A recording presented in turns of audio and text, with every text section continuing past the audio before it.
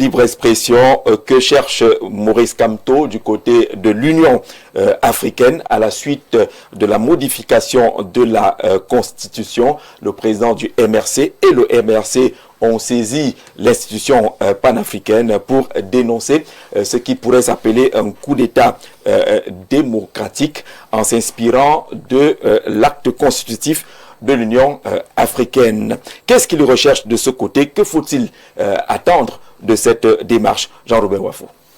Non, mais le professeur Maurice Kamto, il est dans ses droits. C'est tout à fait normal qu'il puisse saisir des instances qui sont à même, n'est-ce pas, de donner suite à ses préoccupations. Je me rappelle, il y a cela 2 semaines ou 3 semaines. Donc, c'était un des thèmes en débat, n'est-ce pas, au cours de cette émission. Moi, je trouve qu'il a raison de saisir. Parce que ce qui s'est passé, moi je dis, c'est un braquage constitutionnel sur fond de dérive monarchique des institutions. Et moi, je suis de ceux qui vilipendent, n'est-ce pas, du moins qui sont contre les adeptes du conservatisme et de la pensée unique. Parce qu'on ne peut pas inscrire dans une constitution, notamment au niveau, donc dans l'article 64, que aucune révision ne doit porter atteinte aux principes démocratiques de l'État, de la République. Parce que quand on parle de principes démocratiques, quand on parle de démocratie, on parle du recours au peuple. Et venir instituer un poste de vice-président nommé, qui est de surcroît malléable et conviable à souhait par le président de la République en fonction. Moi, je trouve que... Et puis, c'est un juriste chevronné, tout le monde le sait. S'il a pu saisir, n'est-ce pas, l'Union africaine, c'est parce que justement, il sait que c'est possible, que c'est faisable, et il estime que parce qu'on a fermé tout ici, on a verrouillé tout ici, du fait de la majorité obèse, n'est-ce pas, du parti État au niveau du Parlement. La majorité est démocratique aussi. Hein. C'est vous qui trouvez que c'est démocratique. Mon point de vue est connu, c'est une majorité obèse et mal acquise. Bon voilà, donc vous n'avez pas changé ma conception, n'est-ce pas, ou ma vision de ce qui se passe dans la scène politique ici au Cameroun. Moi je dis, si le professeur Kamto l'a fait, ça veut dire qu'il a des arguments, n'est-ce pas, qu'il juge fondés pour saisir, n'est-ce pas, cet instant. Moi je voudrais que vous soyez plus clair là-dessus. Qu'est-ce qui n'est pas démocratique dans la démarche qui aboutit à la modification de la Constitution? Je vous ai dit, cette modification est anticonstitutionnelle. Anticonstitutionnelle. Déjà. Il faut qu'on se méfie des mots. Déjà. Entre anti et amphi, on est dans anti. Je dis anticonstitutionnel. D'accord. Je vous ai dit sur ce plateau qu'il va se poser un problème quand le vice-président nommé sera désigné, si je peux me répéter. Parce que, vous savez, il y a cela 5 ans, 6 ans, j'ai parlé du grand soir. Et des gens ont fait comprendre qu'il n'y aura pas de problème au cas où le président de la République ne parle plus un matin. Puisque nul ne connaît ni l'heure, ni le jour. Il dit, il y aura un problème. Ils ont dit non, il n'y aura aucun problème. Maintenant qu'on modifie la Constitution pour nommer un vice-président, ce sont les mêmes qui disent que non, on l'a nommé parce qu'il pouvait avoir un problème. Au cas où on n'entend plus parler. Mais vous voyez comment les gens se contredisent. Et quand vous lisez, moi je dis, on reviendra peut-être sur le profil de ce qu'on est en train de voir venir. Mais je vous dis, quel que soit celui qui sera nommé, à partir du moment où il sera nommé, nous ne perdons rien à attendre. Vous allez voir les grands dragons sortir, poser les problèmes sur la table. Et le premier qui a eu, qui a sonné le tocsin, c'était le sénateur René Zengele. Il a dit, c'est suspect. La précipitation avec laquelle on leur a acheminé le projet de loi est suspecte. Quand un sage comme René Zengele le dit, lui qui a été ministre à plusieurs reprises. Il est en train de dire aux Camerounais qu'il y a quelque chose qui se cache et que cette révision de la Constitution n'est pas normale.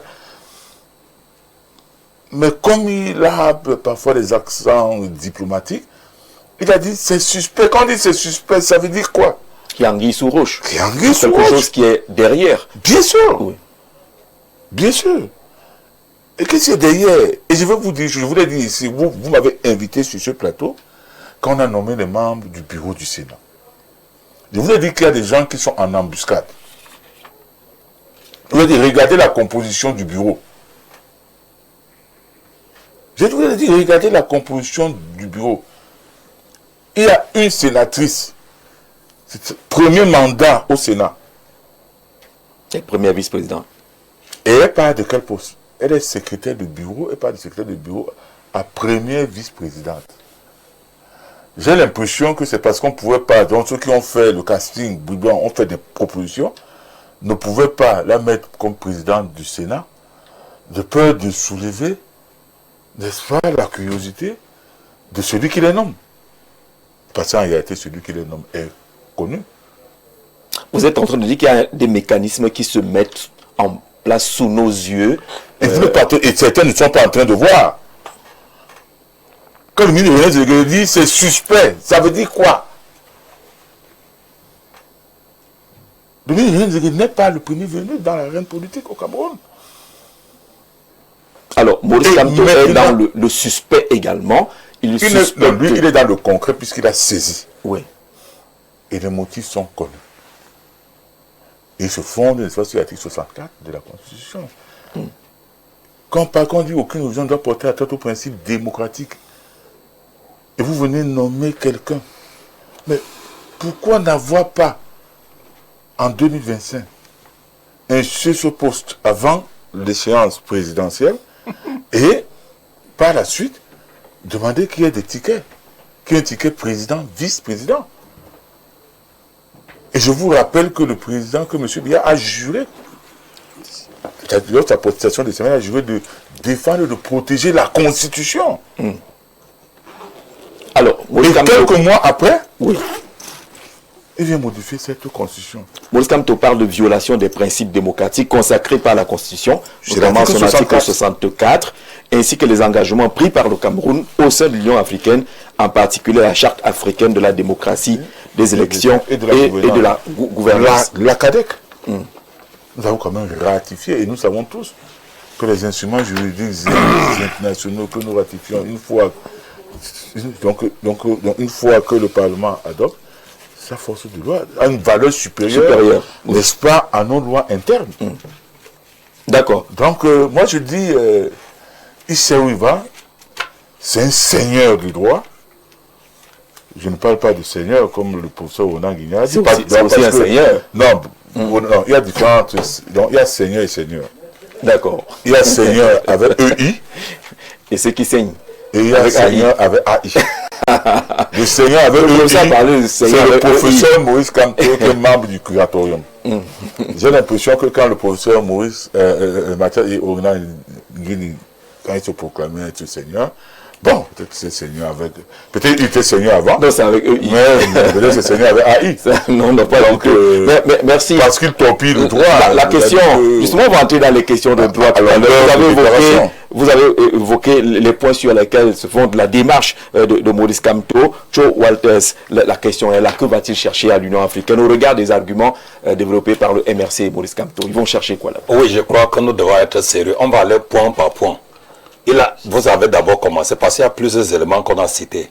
La charte africaine de la démocratie, oui, les élections et la gouvernance a été votée en 2007. La loi fut créée en 2007. Mais Maurice Kamto est au pouvoir en 2008. Le rapport, c'est quoi?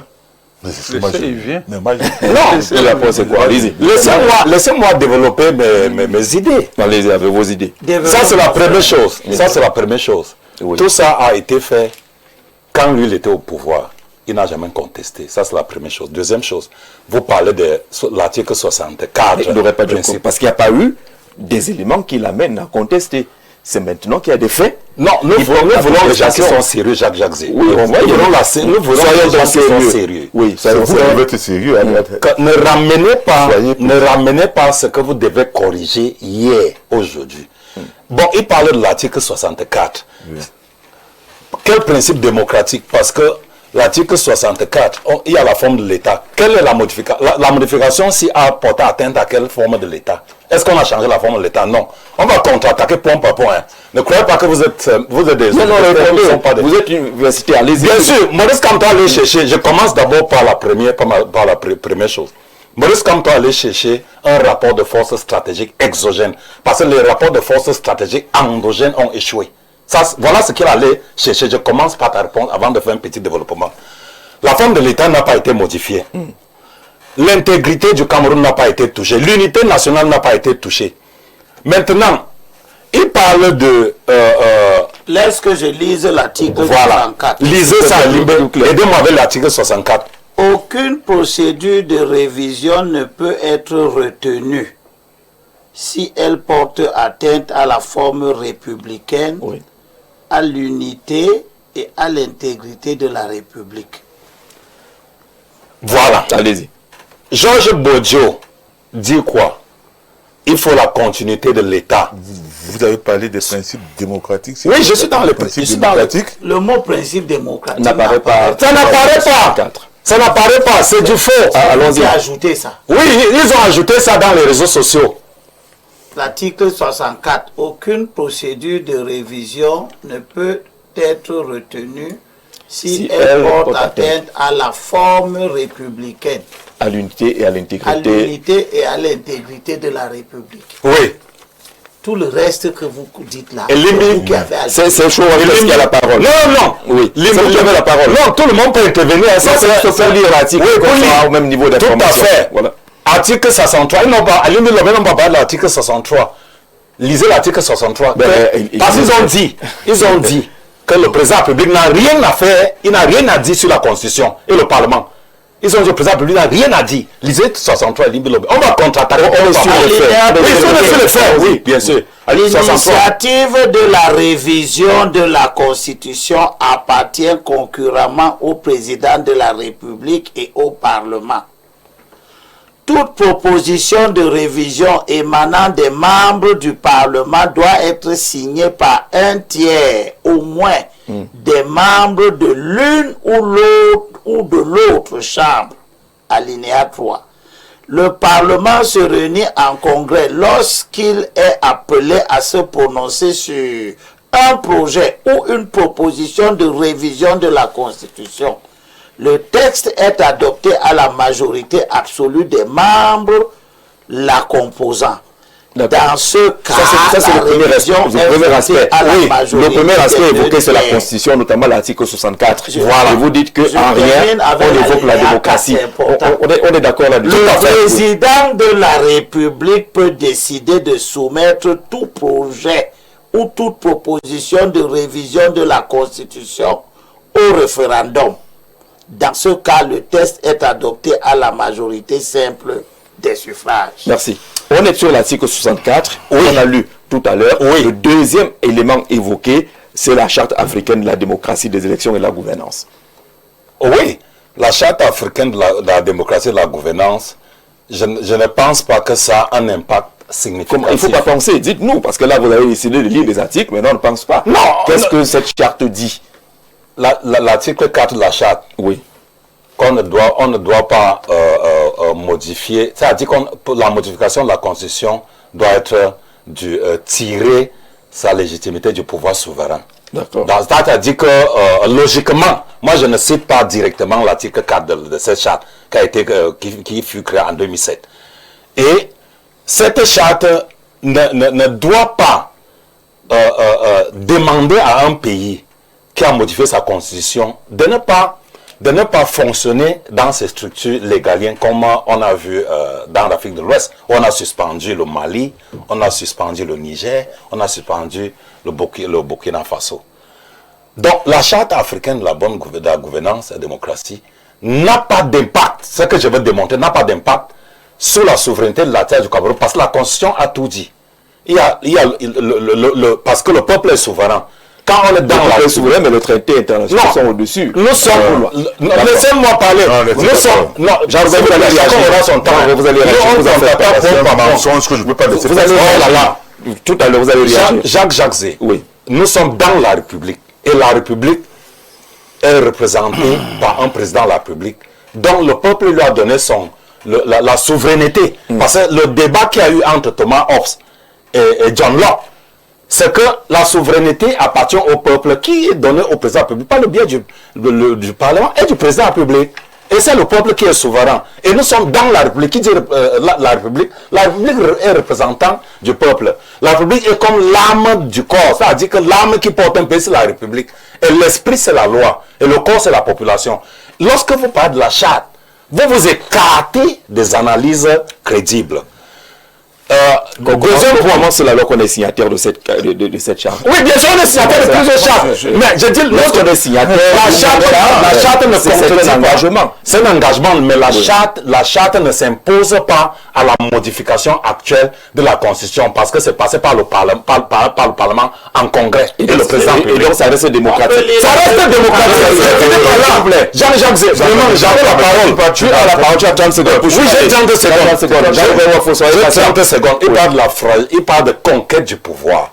J'aimerais rappeler au professeur Maurice Kamto que quand il parle de conquête du pouvoir par un dauphin, il n'en est rien. Pourquoi? Parce que Georges Bordeaux a dit qu'il faut qu'il y ait continuité de l'État pour que le pouvoir ne souffre d'aucune vacance. C'est quoi la continuité de l'État? La continuité de l'État, c'est qu'on doit chercher un moyen de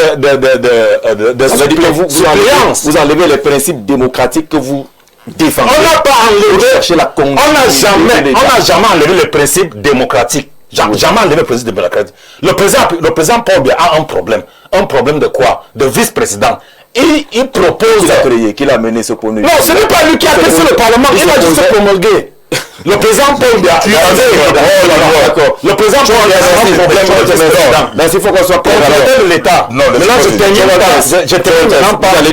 termine maintenant par la légitimité. Il n'y a pas de conquête parce que Maurice Duverger a dit ceci. Sur le problème de concentration, il appelle ça la démocratie mouniste. Qui veut dire quoi? Le président public a reçu la souveraineté des Camerounais. Maintenant, en lui, il doit mandater qui il veut. Il nomme qui il veut. Et il tire. Celui qui nomme tire sa souveraineté du président public. Donc c'est un système présidentialiste. On a compris cela. Monsieur Jean-Jacques. On aurait dû bon, ça va, Robert. Monsieur Jean-Jacques, que vous avez besoin de réagir. Allez-y, réagissez. Je vais dénoncer, n'est-ce pas, sur ce plateau, la mauvaise foi, la malhonnêteté de M. Elie Milobert. On a parlé de l'article. Je lui ai demandé, il a lu ça de façon parcellaire. Ben moi j'ai lu tout le texte. Hein. Non, mais allez-y. Non, s'il vous plaît, voici ce qui est consigné. Oui. Aucune procédure de révision ne peut être retenue si elle porte atteinte à la forme républicaine, à l'unité et à l'intégrité territoriale de l'État et aux principes démocratiques qui régissent la République. Alors, est-ce que la création de la Constitution n'est pas mais on a oui. Moi, je dis ceci. Dans tous les cas, l'avantage, c'est que l'émission est interactive. Allez sur le téléphone. Allez sur Google, vous tapez Constitution du Cameroun. Voilà la Constitution. Je vous dis ce que je dis. Tu lis sur le téléphone. C'est officiel. Sur le téléphone. On a la Constitution officielle. Professeur. Voilà la Constitution. On peut les Camerounais. Professeur, le professeur Kanto cite un article. Il s'est dit, c'est un seigneur. Tu lis au téléphone. Tu vois par rapport au professeur Maurice Kamto sur le plan du droit, vous êtes un serre-joint sans... Alors on va essayer de trancher. Un serre-joint sans... Merci. On va essayer de trancher. Professeur d'abord, et puis on verra avec les téléspectateurs si il y a d'autres précisions. Allons-y, professeur. Merci de me donner la parole. Tout d'abord, je remercie le Cosmos d'avoir parlé pour moi à travers Soulé. Et ça me donne donc l'occasion de remercier Sa Majesté Mvemani Sombo Amba, qui a fait de moi l'ami du roi dans la chefferie supérieure des Djanti, Bavek et Sanaga. Deuxième remerciement, Massoma, à mes frères Sawa, pour le cadeau qu'ils m'ont envoyé. Cela étant dit, l'initiative du professeur Maurice Kamto me semble ne pas pouvoir prospérer. Il faut dire qu'il est coutumier du fait. Il avait promis à ses ouailles d'aller retourner le résultat de l'élection présidentielle de 2018 à l'Union africaine. Le voilà encore dans ce type d'initiative. Pourquoi cette initiative ne peut pas prospérer? Nous allons lire la Constitution du Cameroun. Et je dis aux Camerounais, quand vous parlez des institutions, quand vous parlez du droit, quand vous parlez des procédures, il faut toujours vous référer aux normes. Pourquoi ça ne peut pas prospérer?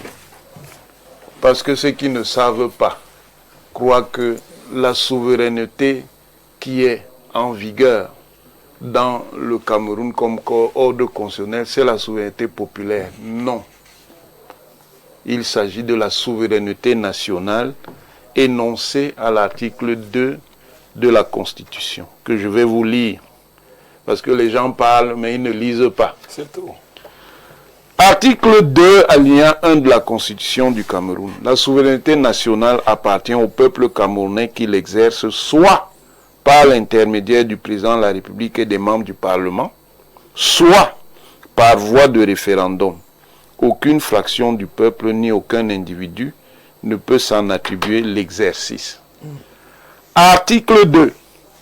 Les autorités chargées de diriger l'État tiennent leur pouvoir du peuple par voie d'élection au suffrage universel direct ou indirect, virgule, sauf disposition contraire de la Constitution.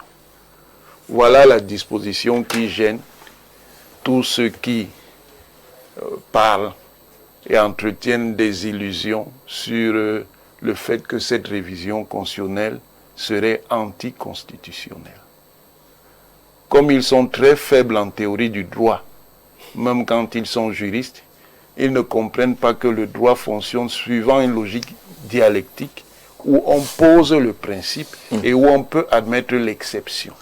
Mais ça n'empêche pas de poser, dans l'analyse, ça n'empêche pas de poser les questions de légitimité. Le professeur Maurice Kamto. Ce sont la question de la non, il faut quand même les gens. Mais vous avez parlé que vous avez écouté. Vous allez intervenir. Permettez au professeur d'aller jusqu'au bout. Il est occulte.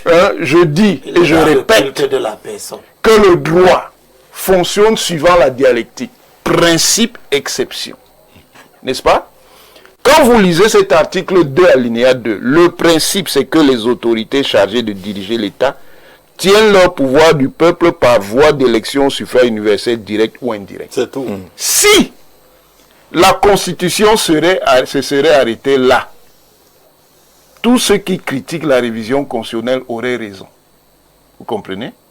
Mais on met virgule, sauf disposition contraire de la Constitution. Donc ici, il y a ce principe. La même Constitution admet qu'il puisse avoir dans cette loi fondamentale des dispositions contraires à ce principe.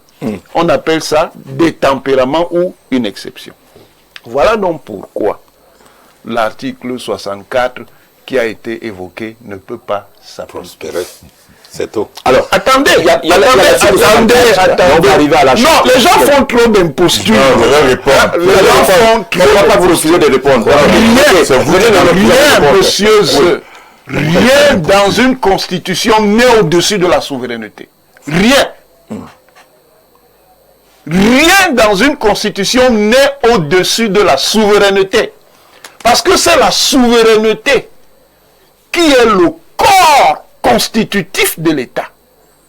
Donc, même une règle de la Constitution ne peut pas s'opposer aux règles qui sont posées concernant la souveraineté. Vous comprenez? Alors, à partir du moment... Non, laissez parce que les gens trompent trop les gens ici dehors. Il y a l'article 64. Non, mais il y a la démarche auprès de la charte. Non, là, ça, c'est des histoires. Comment vous dites je dis c'est des histoires. Des histoires quoi? La Constitution a elle-même prévu tous les mécanismes qui régissent son fonctionnement et les conditions de sa révision.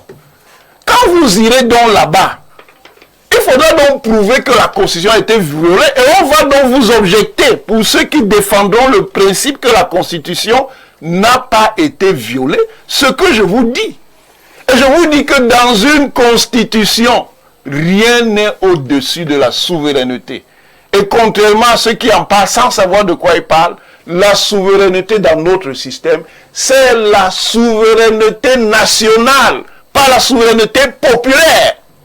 La souveraineté nationale est basée sur ce qu'on appelle la démocratie représentative. Et cette démocratie représentative peut s'exercer par les représentants. Ici, le président de la République ou le Parlement. D'accord, ça c'est le principe est acquis. Non, c'est pas le principe. Non. Il faut que les gens arrêtent de tromper les autres. Je dis qu'il faut que les gens arrêtent de tromper les autres. Il va revenir. Je dis et je redis. Quand il parlait, pourquoi c'est lui qui est en train de vouloir tromper les Camerounais? Moi-même, je vais dire prenons l'article 45 je n'ai pas fini de parler, monsieur. On l'autorise à évoquer l'article 45 de la Constitution. Il va parler de l'article 45. Je ne vais pas le laisser faire de l'article 45. Venons-en à l'article 45. Si vous croyez qu'on a peur de l'article 45. Et on va évoquer l'article 44 d'abord. J'ai dit d'abord l'article 44 d'abord. L'article 45. J'ai dit 45. Attendez, moi j'ai d'abord dit 44. Mais il vous fait... J'ai d'abord dit 44. Vous n'allez pas commencer. J'ai dit, moi je réponds donc. Article 44. Oui. Si le Conseil constitutionnel a déclaré qu'un traité ou accord international comporte une clause contraire à la Constitution, l'approbation en forme législative ou la ratification de cet traité ou de cet accord ne peut intervenir qu'après la révision de la Constitution. Qu'est-ce que ça veut dire? Qu'est-ce que ça veut dire? Ça veut dire que ce n'est pas parce qu'on dit, à l'article 43, le président de la République négocie et ratifie les traités et accords internationaux. Les traités et accords internationaux qui concernent le domaine de la loi définie à l'article 26 ci-dessus sont soumis avant ratification à l'approbation en forme législative par le Parlement, qu'il suffise qu'il y ait un traité international. Si ce traité-là comporte des clauses qui sont contraires à la Constitution, il y a un problème de validité dans son internalisation dans l'ordre juridique camerounais. Mais je reviens sur le terrain principal. Il ne faut pas tromper les gens. D'accord, on a compris cela. Rien n'est pas laissez. Pourquoi vous voulez m'empêcher d'aller? Je dis qu'ils sont en train de tromper les gens. Et ce n'est pas la première fois. Ils ont fait ça avec le mandat impératif. Vous les avez suivis.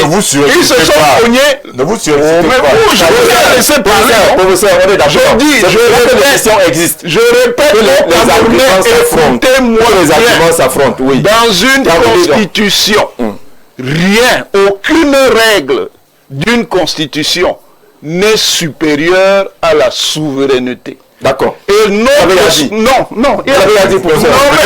Mais laissez-le finir. Vous pouvez m'empêcher de finir et puis vous dites déjà dit alors, professeur. Rien n'est supérieur à la souveraineté dans une constitution. D'accord. À partir de ce moment, si les articles, les dispositions qui sont relatives à la Constitution, qui sont relatives à la souveraineté dans une Constitution, ont été respectées, il n'y a aucun viol de la Constitution. D'accord. L'article 64 ne peut pas ici être opposé à l'article 2 de la Constitution. Merci pour ça. Et en l'occurrence, mais vous, quand je vais finir, vous me laissez, je dis le dernier mot. Pourquoi vous me donnez le dernier mot? Laissez-moi parler, c'est parce que vous m'empêchez de parler que je fais ça. L'article 63, alinéa 3, la procédure est respectée de part en part. D'accord. On a réuni le Congrès, c'est-à-dire l'Assemblée nationale et le Sénat. Le texte a été discuté. Les membres du Congrès ont eu l'occasion de l'amender. finalement, le texte a été adopté à la majorité absolue. Point final. Point On va final. souffrir d'écouter. Cessez de suivre les incultes. Merci. Vous l'avez dit. Cessez de... Non, laissez-moi vous m'empêchez de parler. Je ne peux pas la parole. Mais c'est parce que vous me bloquez. Je n'ai pas chuté. Le dernier point. Calmez-vous d'abord.